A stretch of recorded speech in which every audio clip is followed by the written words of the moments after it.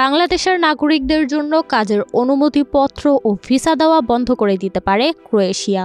সম্প্রতি recruiting agency ও দেশটির কর্মী ভিসা পাওয়া কিছু বাংলাদেশির অপতৎপরতার ফলে এমন আশঙ্কা দেখা দিয়েছে।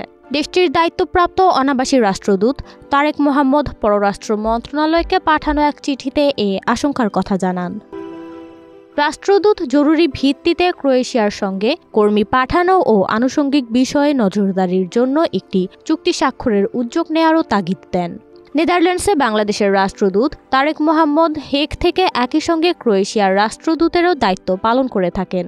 গত 23 জানুয়ারি পাঠানো চিঠিতে তিনি জানান, রিক্রুটিং এজেন্সিগুলোর অপতৎপরতার কারণে বাংলাদেশের নাগরিকদের জন্য কাজের অনুমতিপত্র ও ভিসা আর দেওয়া হবে না, এমনটা দূতাবাস জানিয়েছে। চিঠিতে বলা হয়, 2024 সালে ক্রোয়েশিয়া বাংলাদেশের 12,400 নাগরিককে কাজের অনুমতিপত্র ও ভিসা দেয়। তবে এর মধ্যে 8,000 কর্মী ক্রোয়েশিয়া যায়নি। বাকি 4,400 ব্যক্তির মধ্যে অর্ধেক দেশটিতে কাজ করছেন। ক্রোয়েশিয়ায় কাজের অনুমতিপত্র নিয়ে সেনজেনভুক্ত অন্য দেশে বাংলাদেশের অনেক নাগরিক অবৈধভাবে কাজ করায় ইউরোপিয়ান ইউনিয়ন কড়া প্রতিবাদ জানিয়েছে। বেআইনি অভিবাসন বন্ধের জন্য পদক্ষেপ নিতেও ইউরোপিয়ান ইউনিয়ন ক্রোয়েশিয়া সরকারকে বলেছে।